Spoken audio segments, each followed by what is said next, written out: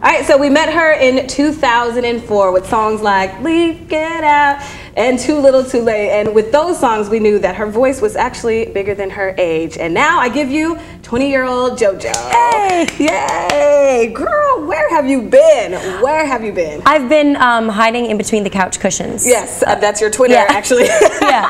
So I've just been there kind of chilling, twiddling my thumbs. Yeah. No, I've been in the studio working on my album, you know, finished high school and then moved from Massachusetts to LA and, you know, took the time to be a young adult, make some decisions and get some songs out of it. And grow up and everything, right? Is that the reason why maybe you took a step back? Like, you know, I kind of need to grow up right now. No, it wasn't conscious. There was some things that were out of my control. It just happened. But in retrospect, I'm actually really thankful for it because I got the chance to actually have, like, you know, a real experience, not just that bubble of being under the spotlight. Yeah, because that's not real. It's not reality. I got to live a real life, and I'm really thankful. And now you're writing about it. Yeah, and then I got to write about it. Exactly. So when you first started singing, when did you first start? Like, I don't ever remember not singing. So basically from the time I could produce sound, I was singing. So who was the first person to tell you, you know what, girl, your voice is huge, let's try to do something with this? I don't remember because literally it was just so, it was so natural. It was just always happening. And I think I was very precocious and I wanted to be singing. I liked like getting my family and their friends together and like performing for them. I liked to do what I saw on TV.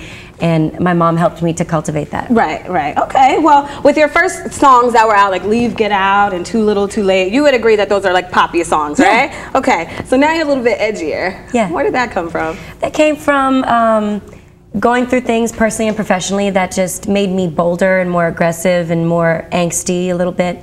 And I just didn't want to make a polite pop record. I heard that. You know, I'm just not, it's not inspiring to me. Right. I like to really do something that's a little more raw, but still digestible. I didn't want to do something that was too far left. Okay. Well, I loved you in Carrie Hilson's video. Oh, I was like, there she is. There's my girl. You know, that's like pretty much the first time I finally like saw you at this age or whatever. And then of course you wrote Marvin's Room. Thank you for that version, the girl version of Drake's Marvin's Room. So what inspired you for that one? Like you heard the song and you were like, you know what? I heard the song. My best guy friend was like, Joe, you got to go hear the song. It reminds me of you and kind of what you're going through.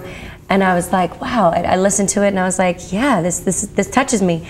So there was something really heavy on my heart and I decided to write about it and just get it off my chest. And I had absolutely no idea that people would have responded to it the way they did. Girl, thank you. I think a lot of girls out there are like, yes, we have a girl version of it. I love this song. I love Drake's. And actually Drake praised you for that. You saw that, right? Yeah, I can't believe that. I respect him so much as an artist and a songwriter. So. Okay, well, let's talk about the new stuff. So your album, it's Jumping Trains, right? Yeah. Okay, do we have a release date for that yet? Early 2012, so looking like, you know, around February, March. Yeah. Okay, well, I'm definitely excited for that as I have your other two albums. Yay. Thank you. And Disaster is the first single off that record. So let's talk about Disaster. How do we come with that record, which I love? Thank you. It feels like a natural progression kind of from Too Little Too Late, which was the last big single from me.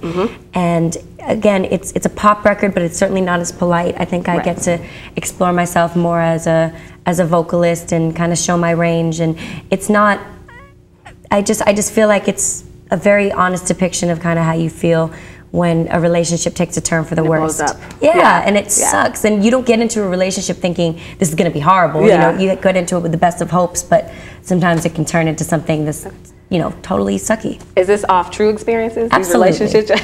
It's not like every relationship I had has been the worst. That's the way it appears with like Leave, Get Out, and Too Little Too Late and stuff, but no, not at all. Just I can relate to this though. Okay. Well, JoJo, thank you so much for stopping by IMC. Let's give a shout out to your fans, maybe if you want to, and expect her album Jumping Trains early 2012. So excited. Yeah. And what's your Twitter? Let's give your Twitter. Twitter is JoJo is the way. Perfect. Thank you, JoJo. It's IMC.